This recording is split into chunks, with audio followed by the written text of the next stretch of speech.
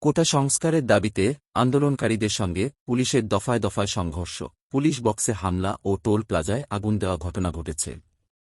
রণক্ষেত্রে পরিণত হয়েছে হানিফ ফ্লাইওভারের দক্ষিণ অংশ কাজলা থেকে শনিলাকড়া পর্যন্ত এলাকা। বুধবার ১৭ জুলাই সন্ধ্যা থেকে দফায় দফায় এ সংঘর্ষের ঘটনা ঘটে। এর আগে দুপুরে ঢাকা-চট্টগ্রাম মহাসড়ক অবরোধ করেন কোটা সংস্কারের দাবিতে আন্দোলনকারী শিক্ষার্থীরা। এতে যান চলাচল বন্ধ হয়ে যায়। রাতে আন্দোলনকারীদের সঙ্গে পুলিশের দফায় দফায় সংঘর্ষ হয়। উপস্থিত থাকা একজন আন্দোলনকারী বলেন, পুলিশের জন্যই সবকিছু হল। আমরা ছাত্ররা শান্তিপূর্ণভাবে আন্দোলন করছিলাম। পরে পুলিশ গুলি, গ্যাস মারে।